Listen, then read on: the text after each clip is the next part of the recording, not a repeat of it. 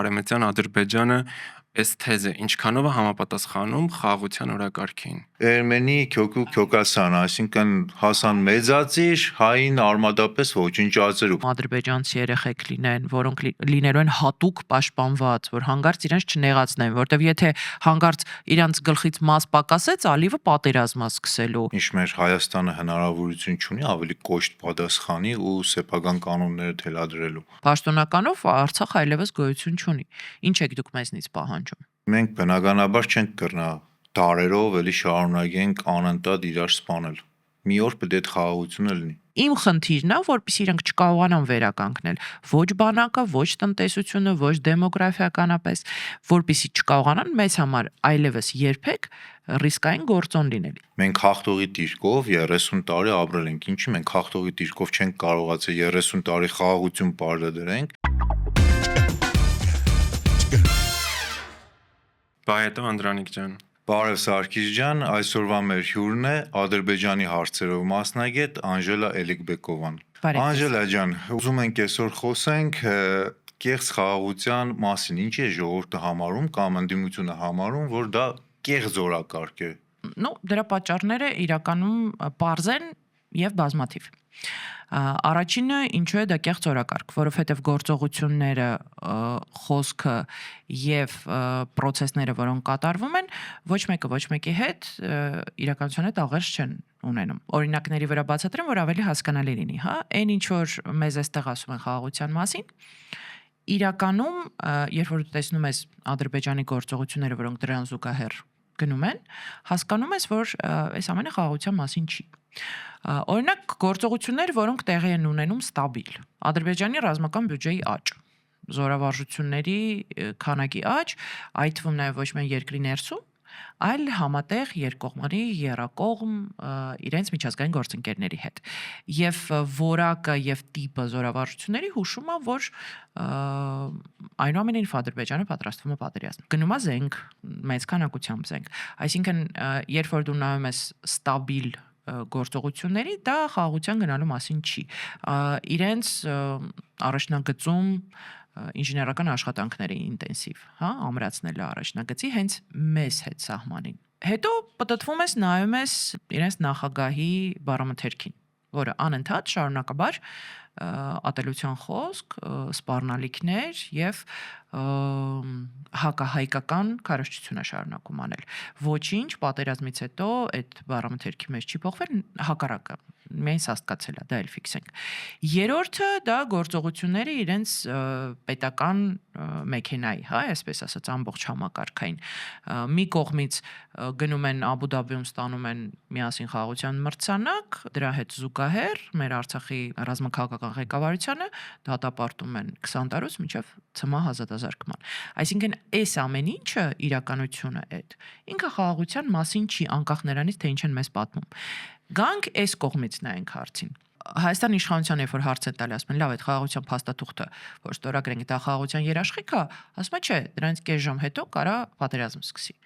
Այսինքն նույնիսկ այստեղ այդ խաղաղության միֆը, երբ որ կերակրում են, իրանք էլ իրանց համար այդ ստրախովկան միշտ պահում են։ Ասում են, հա, խաղաղություն է, բայց այդ բայցի տակ է թաքնված ամբողջ այդ ռիսկերի մեծ կծիկը,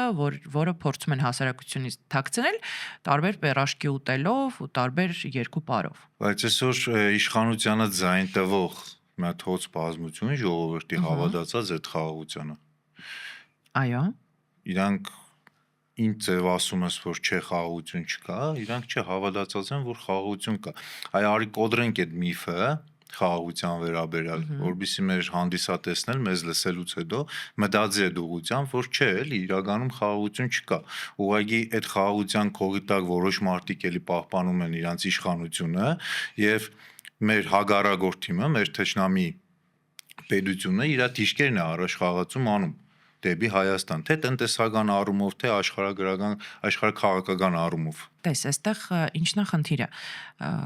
Առհասարակ մի իշխանություն խաղաղության մասին խոսելու իրավունք չունի, եթե իր օրոք ամենաշատ պատերազմներ, զոհեր, կորուստներ, այդ թվում եւ տարածքային եւ ֆինանսական, որովհետեւ ամբողջ Արցախի տնտեսությունը, եթե հաշվենք եւ իր ներդրումը Հայաստանի տնտեսության մեջ, ահռելի թվերի մասին է նաեւ մարդկանց գույք, բայց այդ սա նյութականը մի կողմ թողնենք, հա, միայն մարդկային կյանքեր եւ միայն անվտանգային համակարգ, որը ամբողջովին փլուզվել է, դա միայն բավական է նրա համար, որ այդ մարդիկ առհասարակ չունենան իրավունք խոսել խաղաղություն բերելուց, որտեվ եթե խաղաղությունը նրա մասին է, որ մենք անընդհատ անդադար պիտի զիջենք, թշնամին անդադար պետք է ավելացնի իր պահանջները եւ նոր պատերազմի սպառնալիքով քեզնից այդ պահանջները ստանա, դա խաղաղության մասին չի կրկին։ Օրինակ, հա, մինչ օրս ինչ նախապայման Ադրբեջանը դրել է, այդ այսպես կոչված խաղաղության պայմանագրի համար հայկական կողմը շարունակաբար բոլոր պահանջները կատարում է։ Եվ այստեղ ամենասարսափելին է, որ այդ պահանջները դեռ չեն միակողման իր հերթին իրանք դեռ չեն էլ ավարտվել։ Այսինքն Ադրբեջանը մի հատ երկար sense ցանկ ունի, թե ինչ ունի ինքը մեզնից դեռ պահանջելու։ Նայ, հիմա ինքը ինչի մասին է ասում։ Ասում է փոխեք սահմանադրությունը, հանեք անկախության հռչակագիրը, որpիսի մենք մտածենք ձեր հետ խաղաղության պայմանագիր կնքելու մասին, հա։ Ինչի համար ենք դա անում, որովհետև Ալիևը հասկանում է, որ այս իշխանությունը հավերժ չի, որ շատ հնարավոր է, որ նախ այդ իշխանությունը ունի լեգիտիմության խնդիր եւ երկրորդը նոր իշխանությունից իրենք չեն կարողանալու ստանալ այն ամեն ինչը, ինչ որ շատ հանգիստ բոլոր զիջումները ստանում են սրանցից, հա։ Հետևաբար ինքը ասում է, ես ուզում եմ ունենալ երաշխիք, որ Հայաստանը, Հայաստանի բնակչությունը, հայ ժողովուրդը այլևս իմ համար որևէ ռիսկ չի ներկայացնում։ Ինքը դա ասում է բառացի դեպ շատ པարզ լեզվով, ասում է ես ուզում եմ, որ Հայաստանը ծնկից չվերկանա։ Մենք իրանց կանգնեցրել ենք ծնկաչոք են կարել 2020 թվականին պատերազմի ժամանակ։ Իմ խնդիրն է, որպեսզի իրանք չկարողանան վերականգնել ոչ բանակը, ոչ տնտեսությունը, ոչ դեմոգրաֆիականապես, որպեսզի չկարողանան մեզ համար այլևս երբեք ռիսկային գործոն լինել։ Իսկ դրա համար ասում է ինձ պետք է, որ այդ հասարակությունը, այդ ժողովուրդը գնա իր ձեռքով, խաչքաշի, իր ինքնության վրա, երազանքների վրա, գաղափարախոսության վրա, այն ամեն ինչի վրա, ինչի վրա մեր սերունդը ծնվել, մեծացել, դաստիարակվել է, հա, երրորդ հանրապետության։ Ասում է այդ ամեն ինչը ջնջեք, ձեր ազգային պատմական հիշողությունը ջնջեք, ձեր գենետիկ կոդերը ջնջեք, ձեր եկեղեցուց հրաժարվեք, այդ ամեն ինչը ինչ որ մենք այսօր տեսնում ենք, ինչ որ տեղի ունենում, հա։ Դա բառացիորեն Ադրբեջանի պահանջն է, դա ոչ թե այդպես թաքնված, դա անընդհատ, անդադար ամեն ելույթում Իլհամ Ալիևը ասում է, չել թաքցնում այդ մարդը։ Այսինքն, այստեղ չկա այտենց կասկած մտածելու, իսկ գուցե իրանք ուզում են խաղաղություն այնուամենայնիվ, բայց մենք մի բան պակաս ենք արել։ Չէ, դու ինչքան անես, ինքը այդքան ավելի շատ բան է պահանջելու։ Վաղը մյուս օր ինքը քեզնից պահանջելու է, որ արդեն ինչպես օրինակ Արցախի ռազմաքաղաքական ղեկավարությունը, այդպես էլ Հայաստանի Հանրապետության տարածքից սկսեն արտահանձնել մարդկանց պատերազմի մասնակիցներ լինեն, նախկին պաշտոնյաներ լինեն եւ այլն, հա, եւ արդյոք մենք ունենք վստահություն, որ չի լինի այդ համաձայնությունը։ Իսկ ըստ քեզ ինչու է այսօր Հայաստանի ղեկավարությունը սենց զիջողական քաղաքականությամբ շարժվում առաջ։ Ինչ մեր Հայաստանը հնարավորություն չունի ավելի կոշտ պատասխանի ու սեփական կանոնները թելադրելու իր սեփական շահը առաջ տանելու համար։ Նախ ունի եւ երբ որ մասնագետները, փորձագետները դրա մասին բարձրաձայնում են, անընդհատ ասում են, որ ամեն փուլում եղել է շանս մեզ համար ավելի բարենպաստ բանակցային գործընթաց վարելու։ Շատ ավելի ուժեղ Հայաստանի շահերից բխող դիրքորոշում ունենալու, միջազգային գործընկերների հետ միասին ինչ որ բաներ ձեռնարկելու, հա, բայց այսօր օրինակ երբ որ դու խոսում ես այդ նույն միջազգային գործընկերների հետ, ասում ես, բա գերիների հարցը, բա էս, բա այն, բա մարդու իրավունքները, բա ինչի չեք բարձրաձայնում, ասում են, ներեցեք, ասում է, ձեր իշխանությունը իր պաշտոնական դիրքորոշման մեջ ունի այսենց պոզիցիա։ Հա, ասում է, դու կարող ունես քոնը, բայց մենք առաջնորդվում ենք պաշտոնականով, իսկ պաշտոնականով դա առաջնահերթություն չի։ Պաշտոնականով Արցախ այլևս գոյություն չունի։ Ինչ եք դուք մեզնից պահանջում։ Ու հետաքրքիր է, որ այս ֆոնին, երբ որ կարող ենք ասել, որ պաշտոնապես Հայաստանը չի շարունակում Ղարաբաղյան շարժումը եւ Արցախի թեման այս իշխանության համար փակված է, բայց մենք տեսնում ենք, որ Ադրբեջանում ստեղծվել է կազմակերպություն, որը հովանավորվում է պետական, հենց Ալիևի աշխատակազմի կողմից, Արևմտյան Ադրբեջան կազմակերպությունը հասարակական։ Ու այս ֆոնին մենք տեսնում ենք անգամ այս զիջումներից հետո, այսքան զիջումներից հետո իրենց մոտ հակառակ խոսույթն է եւ իրենց հասարակությունում եւ պետական խոսույթում։ Կուզենայի այս ամենը հետաքրքիր է հասկանայինք Արևմտյան Ադրբեջանը այս թեզը ինչքանով է համապատասխանում խաղաղության օրակարգին։ Ուրեմն երբ որ ստեղծվեց կազմակերպությունը պաշտոնապես Ադրբեջանի նախագահը բացմանը եկավ։ Մեծ ծրագրային ելույթ ունեցավ։ Հրապարակվեց կոնցեպտը, թե ինչպես են իրենք պատրաստվում բոլոր պետական միջոցները ձեռնարկել, որպիսի ադրբեջանցիները բնակեցվեն Հայաստանում։ Ինչ փուլեր դա պիտի անցնի, ինչ գործողություններ է դա ենթադրում, ինչպես են իրենք դա պատկերացնում երկարաժամկետ, այսինքն ռազմավարության տեսանկյունից։ Շատ հստակ եւ պարզ այդ ամեն ինչը ներկայացվել է։ Երբ որ դա ներկայացվեց, այստեղից կհիշեք, իշխանական քարոզիչները սկսեցին այդ թեման ծաղրել փորձագետներին, որոնք սկսեցին դա ահազանգել անվանում էին բայղուշ, ինչպես միշտ, հա։ Հետո ընթացքում, երբ որ արդեն պարզ դարձավ, որ դա պետական մասշտաբով ֆինանսավորվող ծրագիր է, որ այդ պարլամենտում կա հատուկ հանձնաժողով դրանով զբաղվելու, որ այդ կազմակերպության ներկայացուցիչները միջազգային տարբեր կառույցներում արդեն ելույթ են ունենում որպես միավոր, հա, համայնքային եւ փաստացի արդեն առաջարկում են իրենց հետ Հայաստանի իշխանություններին մի սեղանի շուրջ նստել եւ բանակցել։ Այսինքն մենք եկանք մի քանի տարում Հայաստանի իշխանության անգործության արդյունքում եւ դիտավորել անգործության։ Էնպես չի, որ իրանք չունեին հակափաստարկ, որտեղ շատ պարզ է Ադրբեջանի տարածքում են հայերը, որոնք դարձել են փախստական, մենք հիմա մի կողմ թողնենք, հա, արցախցիներ, հենց բուն Ադրբեջանի տարածքում Սումգայիթի ջարդերի, Բաքվի ջարդերի արդյունքում, հա, մի քանի 100,000 հայ դարձել են փախստական։ Եվ եթե մենք խոսում ենք վերադարձի մասին հայելային պրինցիպով, ապա դա պիտի լինի, եթե գալիս են այստեղ ադրբեջանցիներ, հայերը պիտի ունենան նույն գարանտիաները, երաշխիքները անվտանգային, որպեսզի վերադառնան Ադրբեջան։ Բայց Հայաստանի իշխանությունները Ալիևի հետ զուգահեռ նույն բառամթերքով ֆիքսենք այստեղ բերեցին հավասարեցրեցին ոչ թե Ադրբեջանի փախստական հայերի հարցին, այլ արցախցիների իրենց տուն վերադարձի, ինչը բացարձակ եւ իրավական, եւ քաղաքական, եւ դիվանագիտական լրիվ ուրիշ հարթություն էր, բայց իրենք բերեցին այդ երկու հարցը հավասարեցրեցին, որպեսզի էլի հանրությանը մանիպուլացնեն։ Հա դե չեք ուզում որ ադրբեջանցիները այդտեղ կան։ Դե ուրեմն արցախցիներն էլ իրանց տուն պետք է չգնան։ Այս հարցի մեջ մի հատ շատ կարևոր նյուանս կա, որ նույն մեր հայերը, որոնք որ ապրել են Ադրբեջանում, իրանք դեզ վտարվել են։ Իսկ այն հայերը, որոնք որ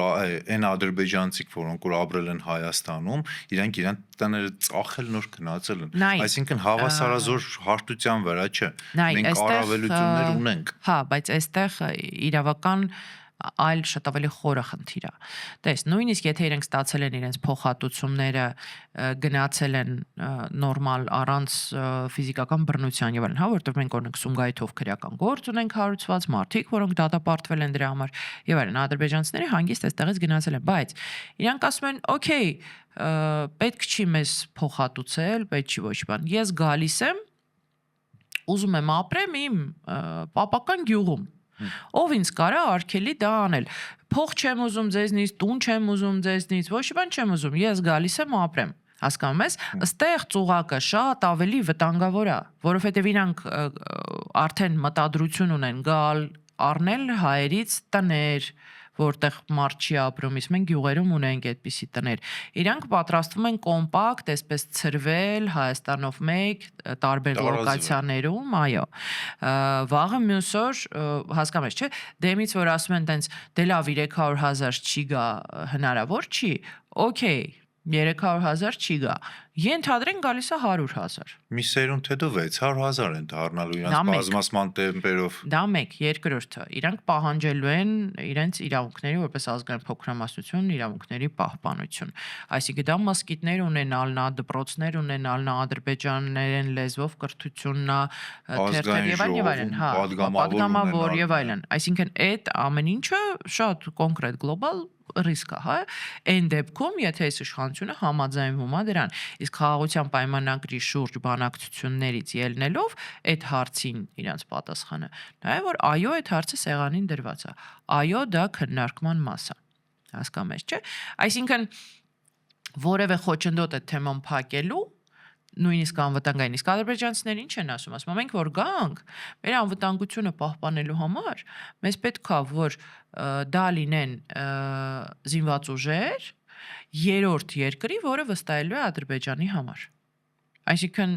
ենթադրենք, օրինակ դա կարան լինել թուրքական զորքեր, որոնք գալու են Հայաստանի տարածքում տեղակայվեն եւ պաշտպանեն մեզնից ադրբեջանցիների։ Եվ այստեղ շատ կարևոր նյուանս կա, ինչ մեսիջներ է տալիս Հայաստանի իշխանությունը Ադրբեջանին։ Օրինակ, երբ որ ադրբեջաներին երգեր են հրապարակում, կանգնած երգում եւ արցախցի գիտնական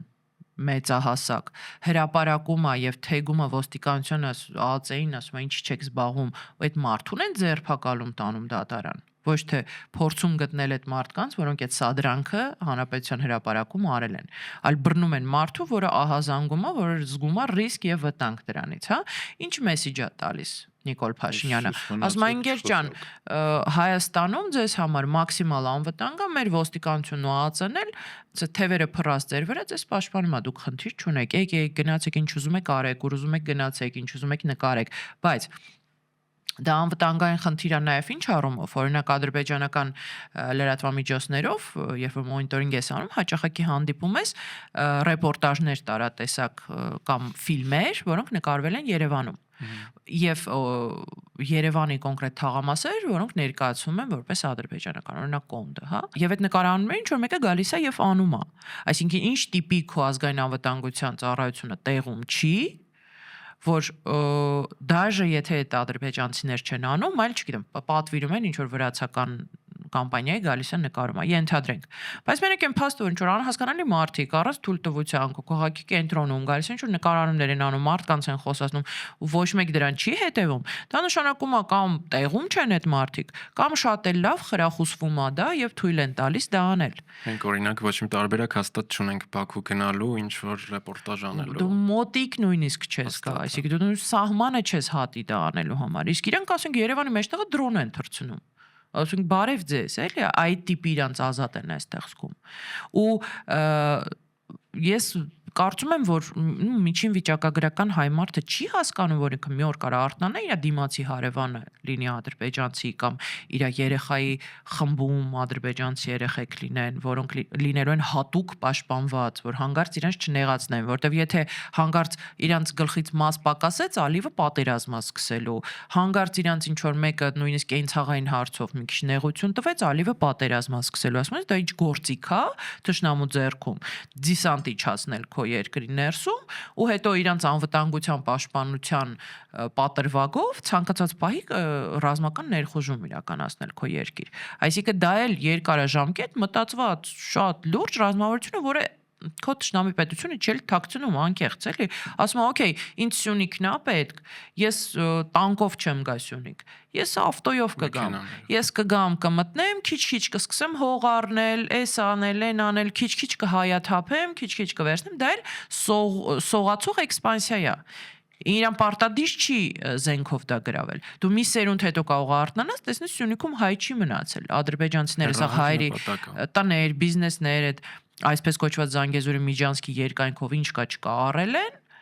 հայերը դուրս են եկել այդտեղից, ադրբեջանցիների ձեռն ասա։ Միտը մենք էլ չենք կրնան նույն պատասխան քաղաքականությամբ իրանց։ Կարանք, եթե դու ունենաս նորմալ ազգային իշխանություն, ամեն ինչ էլ կարաս։ Ու ես քեզ ասեմ, տարիներ շարունակ դա արվել է Ադրբեջան ներսում, ազգային փոքրամասնությունների հետ են աշխատել, շատ հստակ այնտեղ երկրի ներսում տրամադրությունների վրա էլ ազդեցություն եղել։ Դու պիտի դրա համար ունես համապատասխան իշխանություն, որը գիտակցում է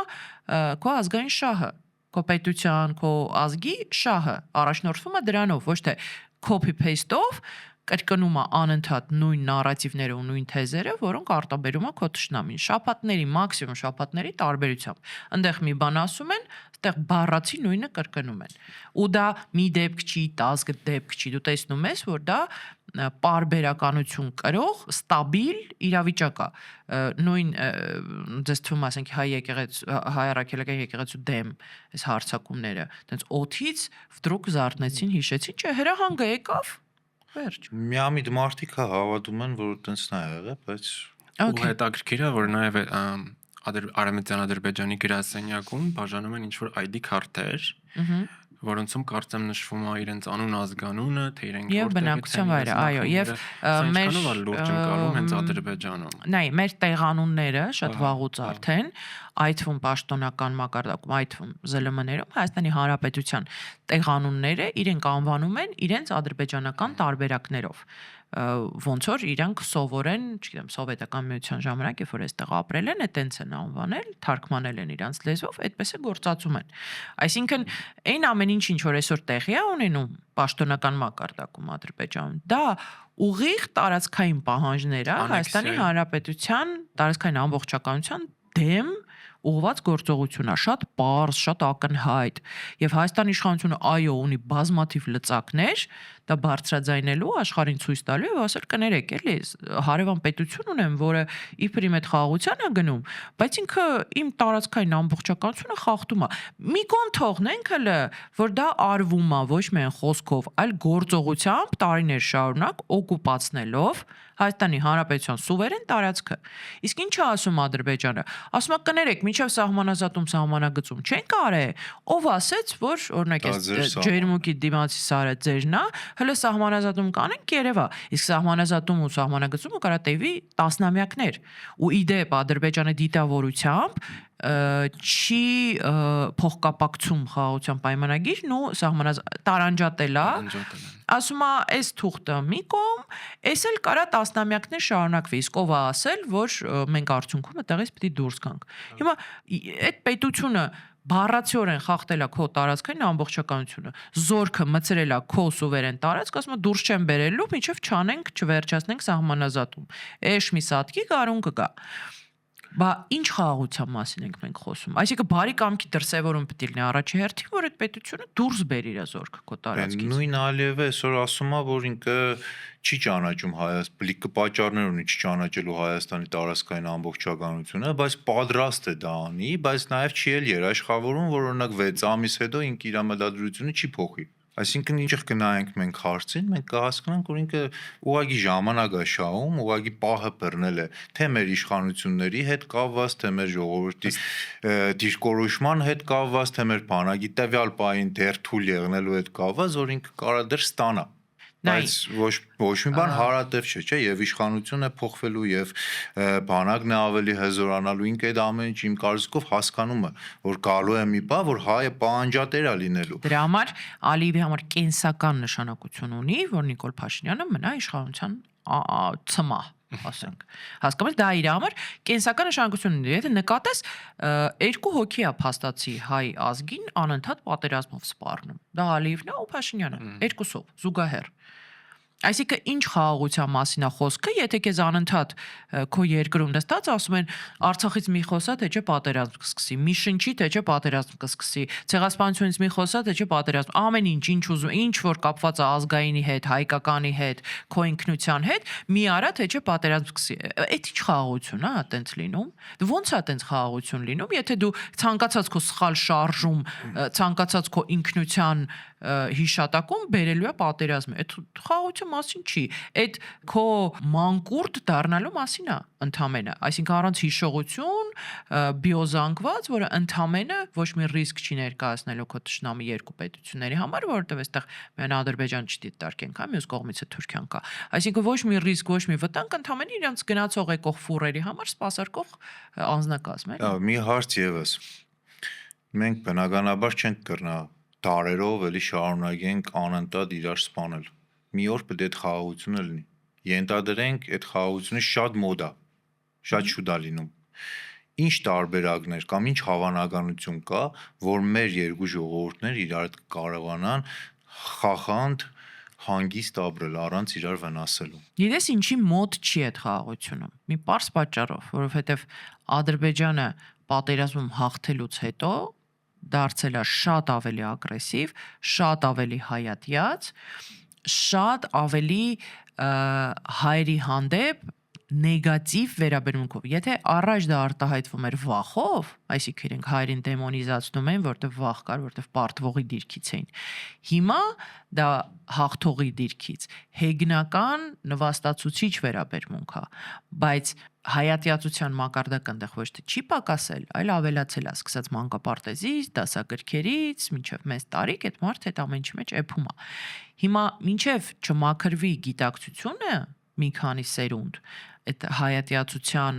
քարոզչությունը չդադարի այնտեղ պետական մակարդակով, դու չես կարա իր հետ ոնց պիտի դու այդ մարդկանց հետ երկխոսության գնաս, եթե ինքը թունավորված մանկապարտեզից հետ սովորեցնում են, չէ, Հասան Պոյասյան,